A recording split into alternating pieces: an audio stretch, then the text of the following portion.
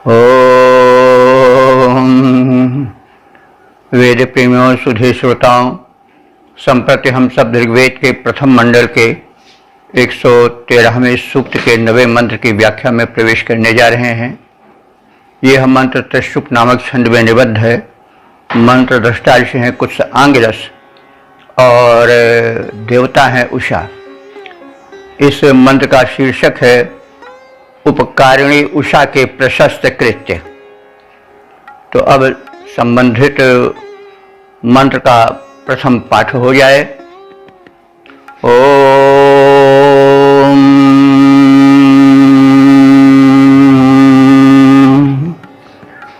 उषो यदग्निं समिधे चकर्थ we यदावश्चक्षसा सूर्यस्य यन्मानुषान् यक्षमाणां अजीगस्तद्देवेषु चक्रिषे भद्रमप्नः। शब्दार्थ भावार्थ और छंदोबद्ध रूप से परिचित हों। उषा संबोधन है। हे प्रातः काल की अधिष्ठात्री, प्रकाश मान और प्रकाशित करने वाली,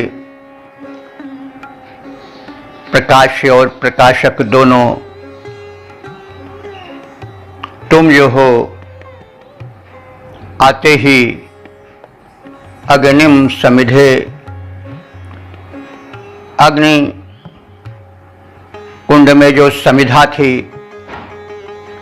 काष्ठादि प्रज्वलित करने के साधन थे, उनको प्रज्वलित किया। चकर्थ मैंने प्रज्वलित किया।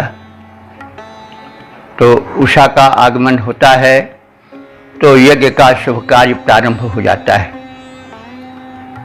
प्रज्वलित हो जाते हैं यज्ञ कुंड, हव्य आदि प्रदान करना प्रारंभ हो जाता है, वातावरण सुभाषित हो जाता है और जो है वह द्वार खुल जाता है पर्यावरण शोधन का।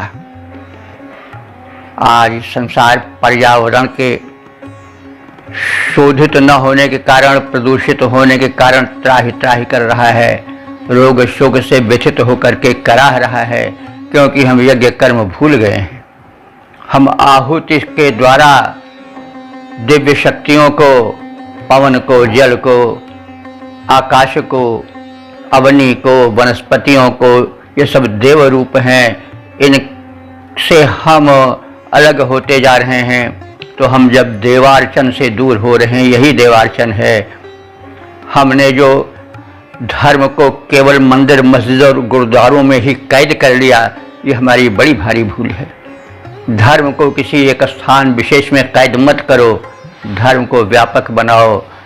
पवन व्यापक हैं, जल व्यापक हैं, आकाश व्यापक हैं, सूर्य व्यापक हैं, यही देव हैं और इनके आराधना में संलग्न हो जाओ।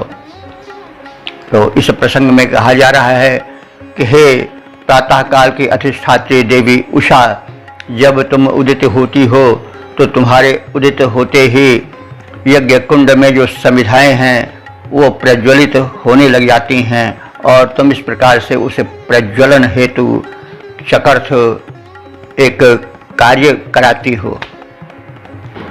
सूर्य से चक्षुषा यत वियावह, सूर्य के चक्षुषा माने प्रकाश द्वारा, चक्ष प्रकाश के अर्थ में आता है, नेत्र के अर्थ में। तो प्रकाश और नेत्र संबंधित हैं, क्योंकि अगर प्रकाश नहीं रहता तो नेत्र कार्य नहीं कर पाते हैं। तो क्योंकि जो नेत्र हैं, उनकी जो ज्योति है वो अग्नि का अथवा सूर्य का अंश है। तो शरीर में तो सब देवताओं का वास है ना, तो जो अग्नि है या सूर्य है वे हमारे नेत्रों में प्रकाश बनकर रह रहे हैं और उन्हीं के कारण इस मांस के लोथड़े में अग्नि के गोले, वो मतलब आँख के गोले में एक दर्शन शक्ति आ जाती है। तो उषा प्रकाश लाती हैं और प्रकाश के आने से, सूर्योदय होने से हमारे नेत्र अपने उन देव को पहचान करके, प्रकाश के पुंज को पहचान करके प्रकाश को पहचानने लगते हैं और उनके नेत्रों से अंधकार का पर्दा हट जाता है। तो वही कहा जा रहा है कि तुमने सूर्य से चक्षुषा यद्व्यावह, तुमने सूर्य के प्रकाश को चारों ओर फैलाया है और नेत्रों को दर्शन यानी देखने की शक्ति से संपन्न किया है। यह सब देवी हैं, ये सब अनुदान दे रही हैं हमको, इसीलिए ये दानाथ, द्योतनाथ, दीपनाथ व ये सब देवता हैं। तो सही रूप में देवता यही हैं और हमें इनकी उपासना करनी चाहिए। हम प्रकृति से दूर होते जा रहे हैं। हमारे यहाँ ऋषियों ने प्रकृति को ही देवता माना है और आज बैक टू नेचर सिद्धाया जा रहा है। तो इसलिए कि हमने धर्म को एक क्षेत्र विशेष में कैद कर लिया है और अपने को संकुचित बना लिया है। और वेद पुकार पुकार कर कहता है भूमा वै सुखम, सुख विस्तार में है, सुख संकोच में नहीं है। हम संकुचित होते जा रहे हैं, हम धर्म को भी एक घेरे में कैद करते जा रहे हैं और जब हम गलत करेंगे या कोई गलत करेगा तो उसका जो है वो कुपरिणाम भोगना ही पड़ेगा। तो यही सब संदेश मंत्रों के शब्दों से निकलता है जिसका बोधन परिज्ञान आवश्यक है। तो हे उषा, तुमने सूर्य के प्रकाश की भूमिका बनाई और यक्षमाणान मानुषान अजीगह, यक्षमाणान, यक्षमाणान माने यज्ञ करने के इच्छुक, यक्षमाणान यज्ञ करने के इच्छुक, मानुषान माने मरण धर्मा मनुष्यों के लिए, अजीगह तुमने उनमें जागृति फैलाई, अजीगह उन्हें जगाया, तत् अपना भद्रम, तत् माने वह, भद्रम अपना, भद्र माने होता है कल्याण कर और अपना माने कर्म। तो तत् अपना यानी जो तुमने जागरण फैलाया, अग्नि को प्रज्वलित करने के लिए यज्ञ की भूमिका बनाई, वह सब कर्म जो है वह भद्र माने कल्याणकारी है। तो यह कल्याणकारी कर्म तुमने किया देवेशु चक्र से, और यह सब काम तुमने देवों के लिए किया। देवों से मतलब क्या हुआ कि दिव्य शक्तियों को। दिव्य शक्तियाँ कौन है? वैदिक मान्यतानुसार जो है वो पर्यावरण है। पर्यावरण में अवनी, अंबर और वृक्ष आदि और जल, पवन, ये सब आ जाते हैं। और यह सब जो यज्ञ कर्म है वो सब देवों के लिए है। यानी देवता जो दिव्य शक्तियां हैं, वेद में कथित अवनी, अंबर, वनस्पतियां, सब में हमारे यहाँ देवता देखे गए हैं। तुलसी में देवता देखा गया है क्योंकि तुलसी में, वृक्षों में भी देखा गया है, पिप्पल में देखा गया है, दुगनी ऑक्सीजन छोड़ते हैं, स्वस्थ। तो ये सब दिव्य शक्तियां हैं, देव हैं। ये मानव का हित ही करते हैं, अहित नहीं करते हैं। तो इस प्रकार से तुमने देव शक्तियों का हित किया, यानी उनको विकसित होने का, पुष्ट होने का सुअवसर प्रदान किया और इस प्रकार से सब मिलाकर के मानव के हित की भूमिका तुमने बनाई है। तो उषा आती है तो उषा के आने के साथ ही साथ कर्म जाल विस्तृत हो जाता है, प्रकाश आ जाता है और लोग जो हैं वो कर्म में निरत हो जाते हैं, यज्ञादिक शुभ कर्म होने लग जाते हैं, देवता प्रसन्न हो जाते हैं, पर्यावरण का शोधन होने लगता है और पर्यावरण ही देवता है। और यदि हम आज उस पर्यावरण को देवता मानकर चलते, धर्म को एक सीमित क्षेत्र में न कैद कर लेते, तो आज यह जो रोना हो रहा है, संसार विलाप कर रहा है, इससे हम छुट्टी पा गए होते।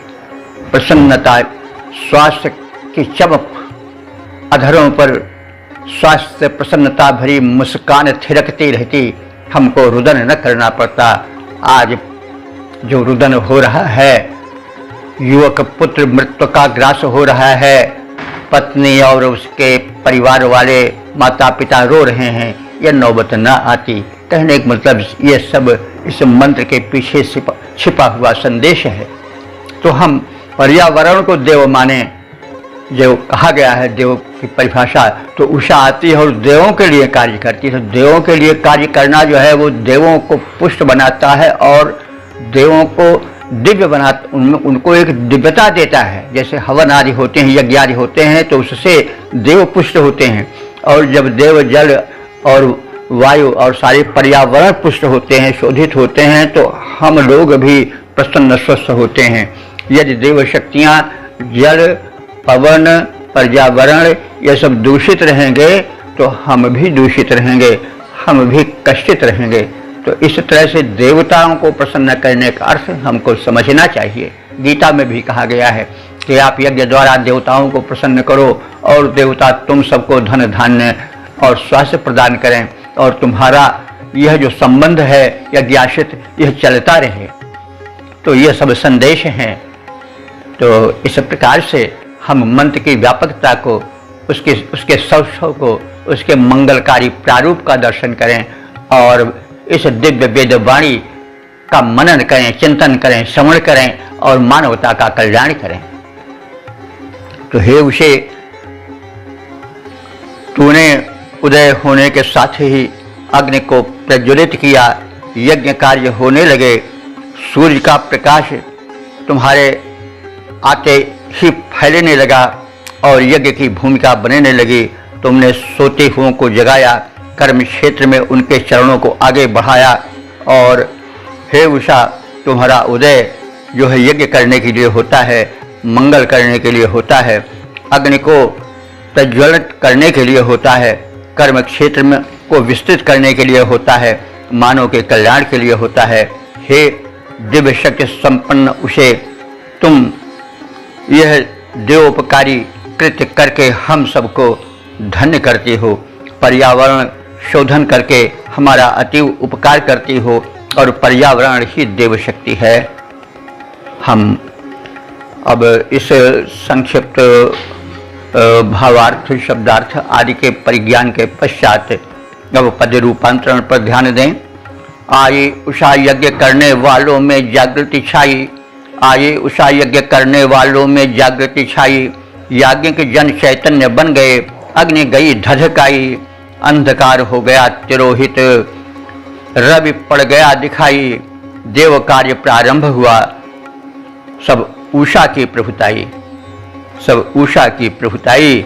और आई उषा यज्ञ करने वालों में जागृति छाई, याज्ञिक जन चैतन्य बन गए, अग्नि गई धधकाई। वेद प्रेमियों, सुधी श्रोताओं, संप्रति हम सब ऋग्वेद के 113वें सूक्त के 10वें मंत्र की व्याख्या में प्रवेश करने जा रहे हैं। यह मंत्र त्रिष्टुप नामक छंद में निबद्ध है। मंत्र दृष्टा कुछ अंग रस हैं और देवता उषा हैं। इस मंत्र का शीर्षक है उषा का अक्षुण्ण आवागमन क्रम। अब हम संबंधित मंत्र का प्रथम पाठ कर लें। ओम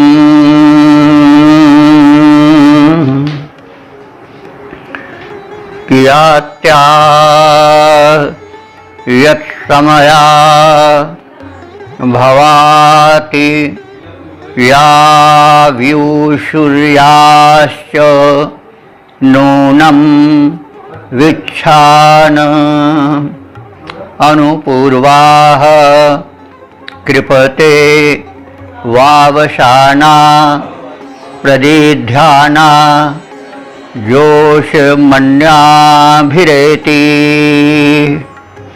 शब्दार्थ, भावार्थ और छंदोबद्ध रूप से परिचय पाएं। कियति समयः, कियति समया यत् आभवति। कियति समया मने कितने समय तक समया माने समय भी होता, समया माने निकट भी होता, समया निकषा। तो यह उषा जो वर्तमान समय में हमारे समक्ष कुछ समय के लिए आई है, यह हमारे समीप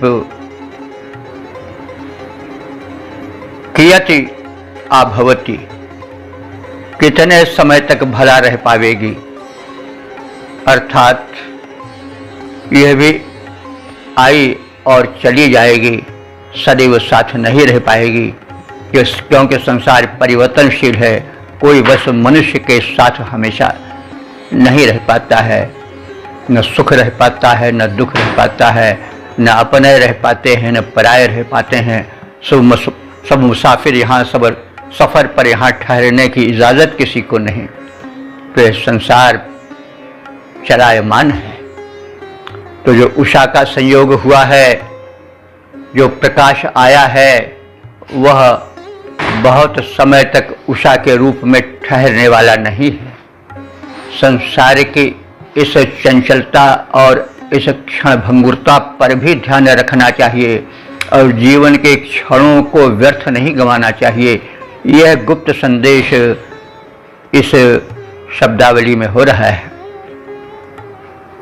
तो ये उषा जो हमारे निकट आज आई है, विचारो यह कब तक हमारे पास टिक पाएगी, अर्थात चली ही जाएगी। और यह जो उषाएं व्यूषु प्रकाशित हो चुकी हैं, व्यूषु माने प्रकाशित हो चुकी हैं, अर्थात आ चुकी हैं।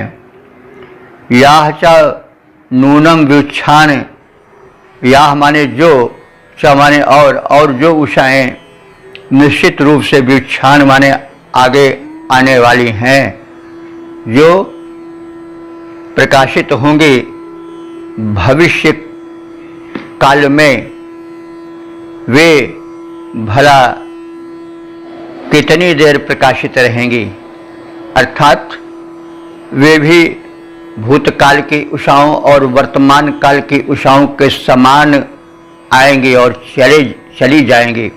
यह क्रम जो है वह कभी बंद नहीं होगा, यह चलता रहेगा।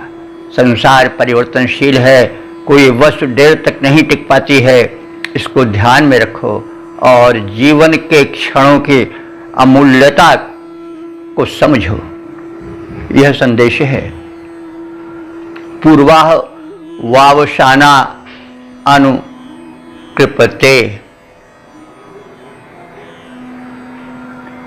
पूर्वाह माने पहले की, पूर्वकालिक उषाओं का स्मरण करने वाली, वावशाना स्मरण कराने वाली वर्तमान उषा उन्हीं का अनुकरण करती हुई आती है। यानी जैसे भूतकाल की उषाएं आईं और चली गईं, वैसे ही उन पूर्वकाल के पूर्वाह वावशाना आने वाली उषाओं का स्मरण करो और वे भी यह उषा भी पूर्ववत आकर के चली जाएगी और उसका अनुकरण करेगी।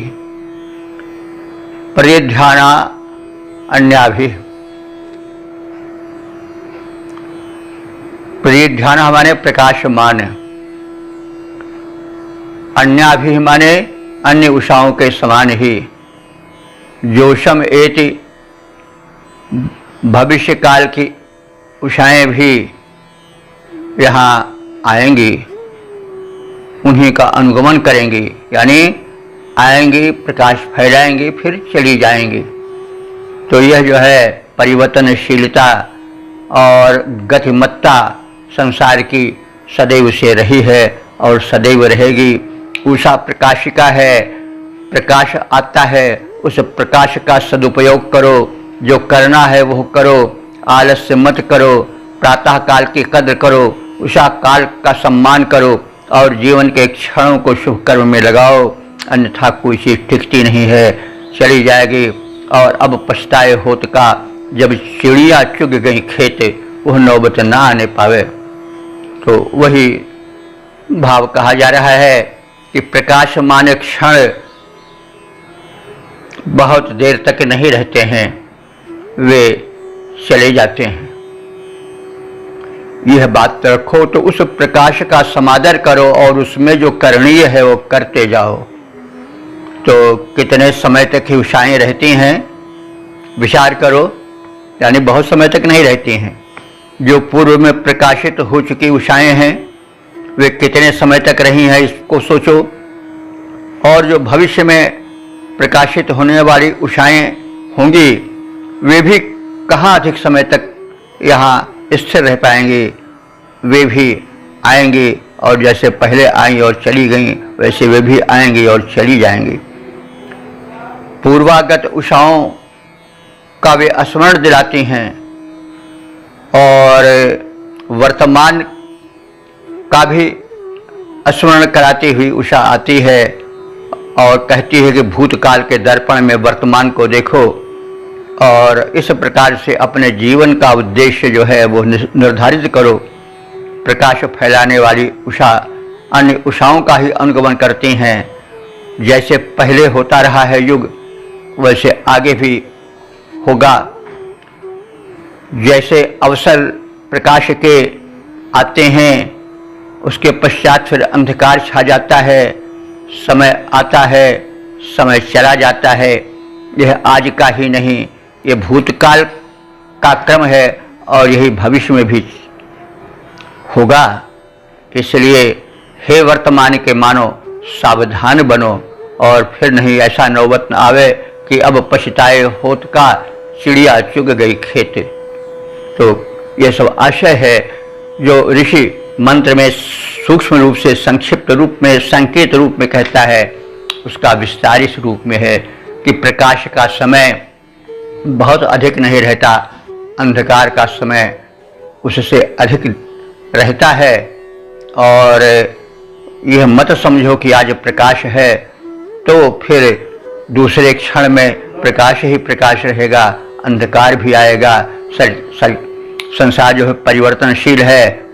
यहाँ जो है वह मिलन के क्षण केवल 2-4 विरह के कल्प अपार।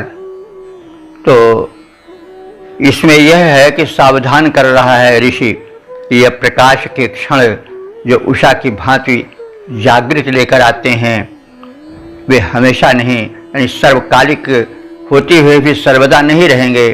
इस सत्य को, इस ऋत सिद्धांत को स्मरण करो और जीवन को कर्मशील बनाओ, सत्कर्मों में लगाओ, आलस्यादि में मत गंवाओ। यह संदेश है इस मंत्र का। अब हम इसके पद रूपांतरण पर दृष्टि डालें।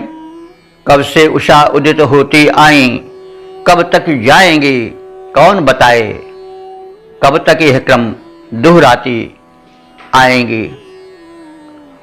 उषा आज जो आई वह कल का अनुसरण किए है, कल जो आएगी वह उषा आज का ध्यान दिए है।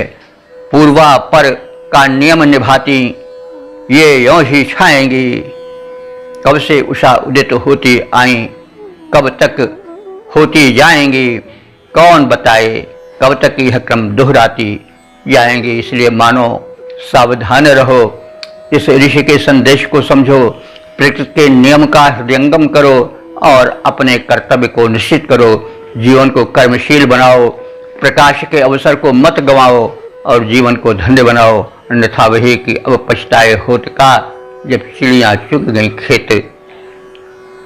वेद प्रेमियों, सुधी श्रोताओं, संप्रति हम सब ऋग्वेद के प्रथम मंडल के 113वें सूक्त के 11वें मंत्र की व्याख्या में प्रवेश करने जा रहे हैं। यह मंत्र त्रिष्टुप नामक छंद में निबद्ध है। मंत्र दृष्टा ऋषि हैं कुछ आंगिरस और देवता हैं उषा। इस मंत्र का विषय है उषा का आना जाना, मनुष्य के आवागमन का सूचक है। अब संबंधित आशय को समेटे हुए मंत्र का सर्वप्रथम पाठ हो जाए।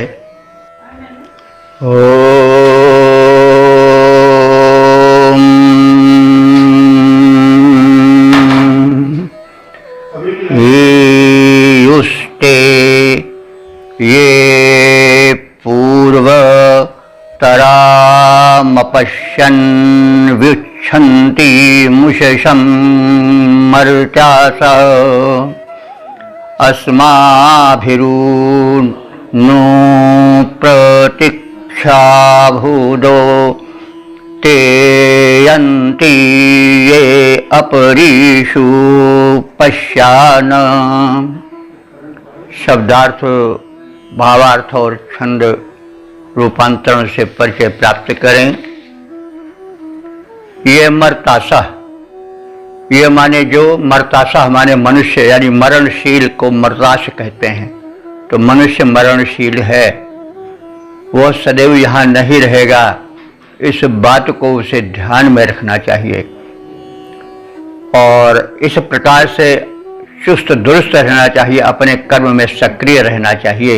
इसलिए मर्तास शब्द कहा गया है कि ये मर्तासह, जो मरणशील मानव, मरण धर्मा मनुष्य, विच्छन्तिम पूर्वतराम शिशम, विच्छन्तिम माने प्रकाशित होती हुई, पूर्वतराम माने पहले की पूर्वकालिक उषाओं का दर्शन कर चुके हैं, अपश्यन उन्हें देख चुके हैं।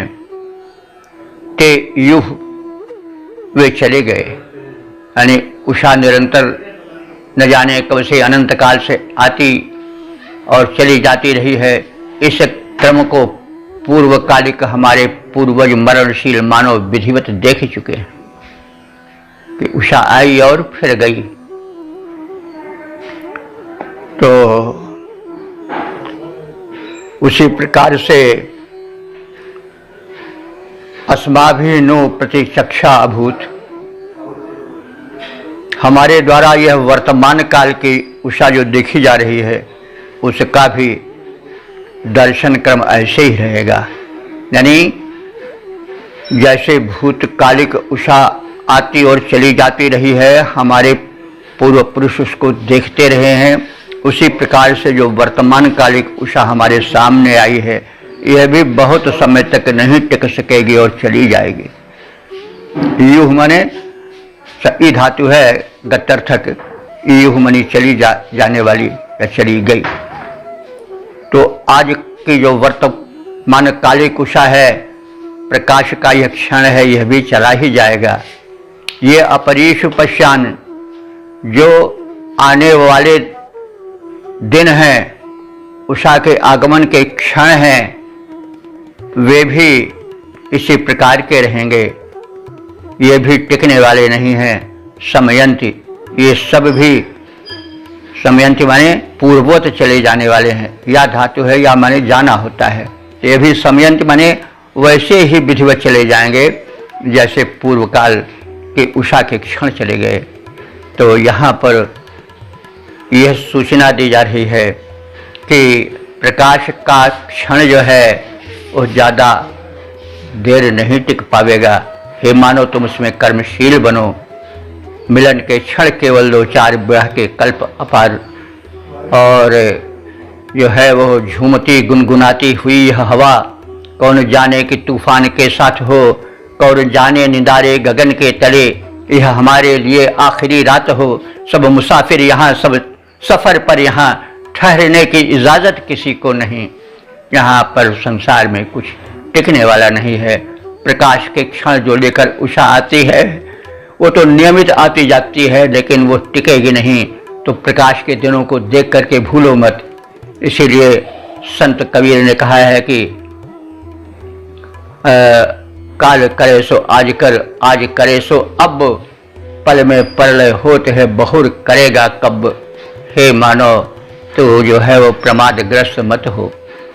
ऐसे लोग भी प्रमादी सुने जाते हैं कि आज करे सो काल कर और काल करे सो परसों, इतनी जल्दी क्या पड़ी है, अभी पड़े हैं बरसों। तो यह प्रमादियों के वाक्य हैं। और इसी दुश्चिंतन में मनुष्य भटक करके जो कुछ करना है उससे वंचित रह जाता है और फिर अंत में पछताता हुआ चला जाता है कि उसने जीवन में कुछ न कर सका। उसे याद रखना चाहिए कि हर चीज़ यहाँ पर गतिशील है। प्रकाश के क्षण थोड़े हैं, और उसमें कार्य करने में विलंब नहीं करना चाहिए। गतिशील संसार की दशा देखो। तुलसीदास जी ने भी कहा है कि बल विक्रम बेनु दधीच गए, और पारथ गए जिन भारत ठाना, बाली गए बलधाम गए जिनकी कखरी 10 कंध समाना, गए दुर्योधन छत्रपति जिन 64 कोश में छत्र रमाना, धरा को प्रमाण यही तुलसी, जो फरा सो झरा, जो बरा सो बुताना। तो इस प्रकृति के शाश्वत नियम को देखो। प्रकृति जो है हमारे ऋषि वे आगाह कर रहे हैं कि प्रमाद में मत रहो। प्रकाश के क्षण जो उषा के रूप में सुख और कर्मठता लेकर आते हैं, प्रकाश को मुक्त हस्त से वितरित करते हैं, उसका लाभ लो। निद्रा में, आलस्य में, प्रमाद में समय मत गवाओ। तो यह इस मंत्र का आशय है और यह उपदेश है। जो मानव पूर्वकालीन उषाओं को देख चुके हैं वे चले गए। हम लोग भी जो वर्तमान में उषाओं को देख रहे हैं, यहाँ सदा रहने वाले नहीं हैं। हम लोग भी चले ही जाएंगे, और जो भविष्य में उषाओं को देखेंगे वो भी यहाँ टिक कर नहीं रहने पाएंगे, वे भी चले ही जाएंगे। क्योंकि इस संसार में काल की धारा टिकती नहीं है, वह निरंतर प्रलय रूपी महासिंधु की ओर बढ़ती जाती है। तो अर्थात कोई यहाँ अस्थायी रूप से टिकने वाला नहीं है, रहने वाला नहीं है। इस अनस्थायित्व के मध्य हमको जीवन में सत्कर्मों को करना है, और जब प्रकाश के क्षण आए, उषा जब उनका वितरण करे, तो हमें उसका सदुपयोग करना चाहिए। केवल उषा अकेली अस्थायी रहने वाली है, और जो बार बार आती जाती रहती है, और सब तो अनश्वर है। उषा का आगमन निरंतर होता है और होता रहेगा। तो इस प्रकार से, और उषा क्यों अजर अमर है, उषा क्यों अजर अमर अभिराम, क्योंकि वो नियम का पालन करती है, निश्चित समय पर आती है, निश्चित समय पर जाती है, अपना कार्य करती चलती है। तो इस तरह से हमें इस मंत्र से जो शिक्षाएं हैं उसको ग्रहण करनी चाहिए, और वेद मंत्र का पाठ करना चाहिए, और जो पाठ हो रहा है इसका श्रवण करना चाहिए। ये पाठ बड़े मंगलकारी हैं। अगर घर में ये शब्दायित होंगे तो इनकी ध्वनि तरंगें कल्याण का ही प्रसार प्रचार करेंगे। इसलिए आज के यांत्रिक युग का हम लाभ लें, और इन मंत्रों को जो मिले हमको, उनको हम अपने शयन कक्ष में प्रसारित करें, उनकी ध्वनि तरंगों का लाभ उठाएं, और अपने जीवन को स्वस्थ और सुखी बनावें, और उसके साथ साथ क्रियाशील बनावें, ताकि हमारे मानव जन्म की सार्थकता सिद्ध होती चले। तो अब इसके छंदोबद्ध प्रारूप पर ध्यान दें।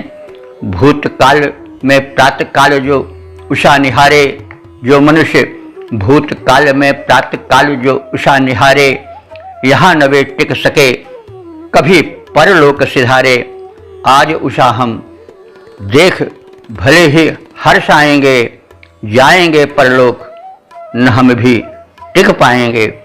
कोई यहाँ न सुस्थिर रह पाएगा, कोई यहाँ न सुस्थिर रहा है न स्थिर रह पाएगा। यह तथ्य जानो और पहचानो, उषा नित्य आएगी जाएगी, यह सच मानो। समय अपने हिसाब से आता रहेगा, जाता रहेगा। मनुष्य भी आता जाता रहेगा, लेकिन जिसको वह जीवन मानता है वह जीवन के क्षण बेकार न होने पावे। उषा की भांति जब प्रकाश के क्षण आवे तो हम सत्कर्म में अपने को निरत करें और आलस्य प्रमाद में डूबे न रहें। यही इस मंत्र का दिव्य संदेश है। ओम वेद प्रेमियों, सुधी श्रोताओं, संप्रति हम सब ऋग्वेद के प्रथम मंडल के 113वें सूक्त के 12वें मंत्र की व्याख्या में प्रवेश करने जा रहे हैं। यह मंत्र त्रिष्टुप नामक छंद में निबद्ध है। मंत्र दृष्टा कुछ आंग रस हैं और देवता हैं उषा। इस मंत्र का शीर्षक है उषा जीवन को प्रकाशित कर सुंदर बनाए। अब संबंधित मंत्र का प्रथम पाठ हो जाए। ओम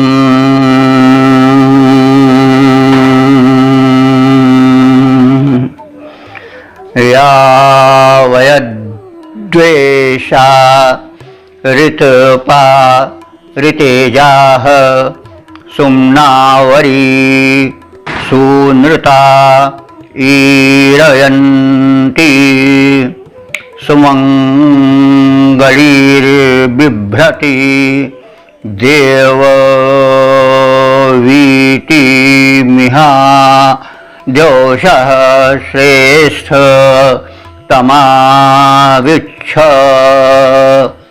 शब्दार्थ भावार्थ आदि के से परिचय प्राप्त करें।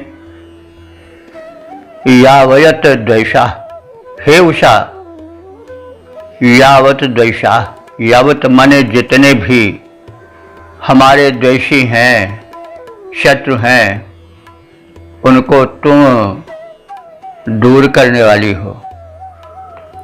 और तुम कैसी हो? ऋतपाह, ऋत कहते हैं सत्य को, जो नियम शिष्य के आदि से लेकर और अंत तक चलता रहेगा, वह ऋत है।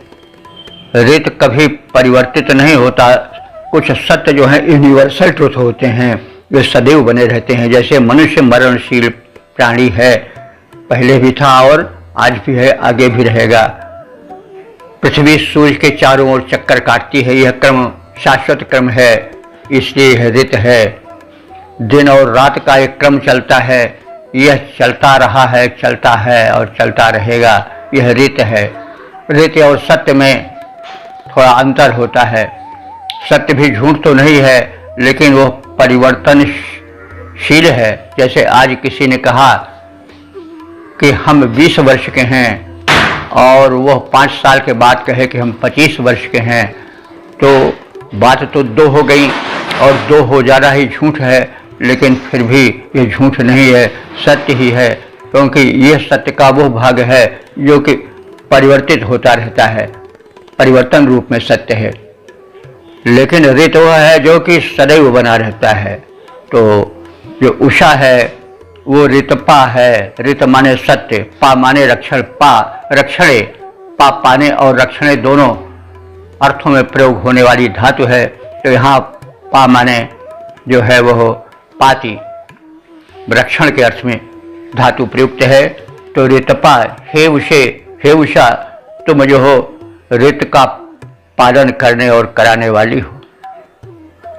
तुम्हारा आगमन एक निश्चित समय पर नित्य होता है, एक निश्चित समय पर नित्य तुम्हारा आगमन भी होता है, इसलिए तुम ऋत का पालन करने वाली हो।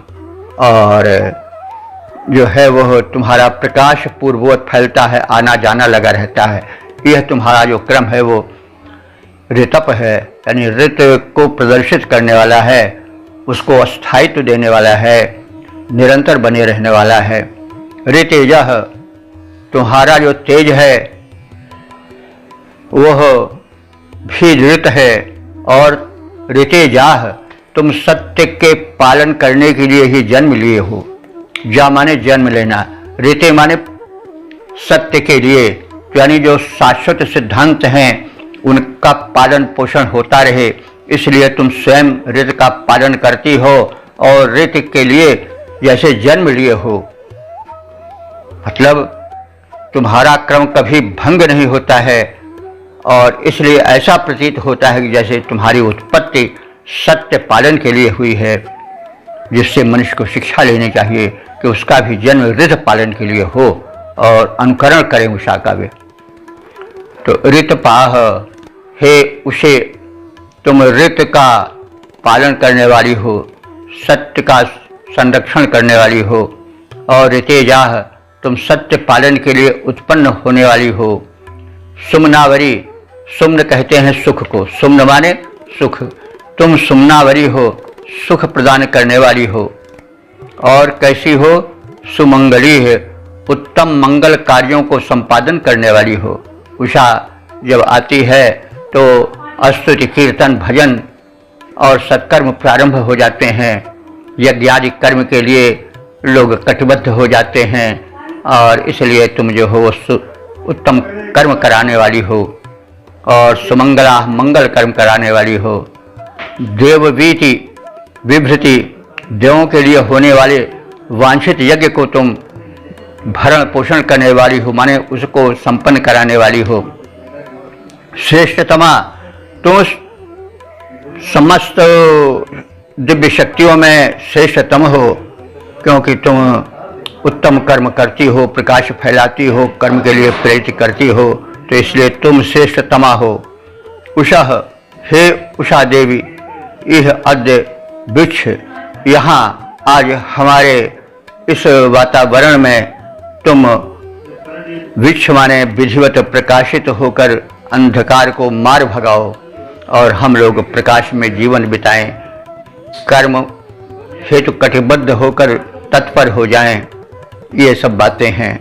तो हे अज्ञान अंधकार को हरण करने वाली, शत्रुओं को दूर करने वाली, हे सत्य की रक्षा करने वाली देवी, तुम उक्त गुणों से भरपूर हो। सत्य के प्रसार करने के लिए ही जैसे तुम्हारा जन्म हुआ है, क्योंकि तुम नित्य सिद्धांत का, जो ऋत का सिद्धांत है, सत्य का सिद्धांत है, उसका पालन करती हो। तुम्हारा गमनागमन नियमित होता है, ऐसा नहीं कि कहीं कभी रुक जाए। तुम कभी रेस्ट नहीं करती हो, कर्मठ हो और कर्म का सिद्धांत सिखाने वाली हो। और हे उषा, तुम मधुर वाणी की प्रेरिका हो, क्योंकि जब उषा का काल आ जाता है, उस काल में पशु पक्षी मुखर हो जाते हैं। जो पक्षी घोंसले में सो रहे थे वे जागृत होकर के फुदकने लगते हैं और संगीत गाना, चहचहाना प्रारंभ कर देते हैं। इसलिए तुम सृष्टि में मंगलमय वाणी को उत्पन्न करने वाली हो। जो हैं भक्तगण वे जागृत होकर के भजन कीर्तन में लग जाते हैं, संगीत में लग जाते हैं, वाद्य के स्वर लहरी पर संगीत की स्वर लहरी को सवार कराकर चारों ओर वातावरण को झंकृत कर देते हैं। इस प्रकार से जल चेतन सभी में एक प्रकार की नवीन जागृत के साथ एक संगीत की स्वर लहरी छा जाती है और वही मीठी बोली है तुम्हारी। और तुम इस प्रकार से मधुर वाणी का प्रसार करने वाली हो, जीवन को मधुर और कर्मठ बनाने वाली हो। और हे उषा देवी, इस अद्य वृक्ष आज हमारे इस जीवन क्षेत्र को प्रकाशित करो और इस प्रकाश का व्यापक प्रसार कर हमें कर्मशील बनाओ, हमारे जीवन को धन्य बनाओ। अब हम इसके छंदोबद्ध रूप पर दृष्टि डालें। हे प्रकाश की दिव्य दूत के उषे, हे प्रकाश की दिव्य दूत के उषे, प्रकाशमान हो आज अंधकार अरे दलने वाली। शुभ प्रकाश के साजे साज स्वयं स्वयं सत्य तू सत्य रक्षिका, करती रहे सत्य विस्तार। सत्य हेतु उत्पत्ति तुम्हारी, करे सत्य का नित्य प्रचार। जो है सत्य वही सुखदायक, सत्य सृष्टि का मूल आधार। मंगल भवन अमंगल हारिणी, यज्ञ क्रिया का कर विस्तार। तूने यज्ञमय जीवन मेरा, बने यज्ञमय जीवन मेरा। देवों में हो प्रीति प्रसार, तू कर परस्पर कर प्रसार। तू ज्ञानालोक का कर प्रसार, तू ज्ञानालोक का अंधकार का उदर विदार। कर प्रसार तू ज्ञानालोक का अंधकार का उदर विदार। हे प्रकाश की दिव्य दूत के उसे प्रकाशमान हो आज अंधकार अरे दलने वाली। शुभ प्रकाश के साजे साज, आओ मेरे जीवन को तुम धन्य बनाओ, तुमसे कहता बारंबार। तो ओम, इस प्रकार से हमने उषा के काव्य में जागरणशील उत्तम प्रारूप का दर्शन किया और इस संदेश दे रहा है कि जीवन में का जो उषा काल है, जो प्रकाशमय यौवन काल है, जो सुख और समुन्नत का काल है, उसको हम सत्कार्य में लगावें, अन्यथा समय निकल जाएगा तो पछताना ही रहेगा। इसलिए हे मानव सक्रिय बनो और यह कहो कि तमसो माँ ज्योतिर्गमय मृत्योर्मा मृतमगमय असुदो माँ सद्गमय। तो इस प्रकार से हम वेद के कल्याणकारी मंगलमय वाक्यों को सुने, अपने जीवन को सांचे में ढालें, स्वयं धन्य बने और धन्य बनावें तथा मानव जीवन के होने का जो उसका लक्ष्य है उसको सार्थक बनावें। और हम अपने इस मरणशील जीवन को अमर बनाएं। ओम शम इति।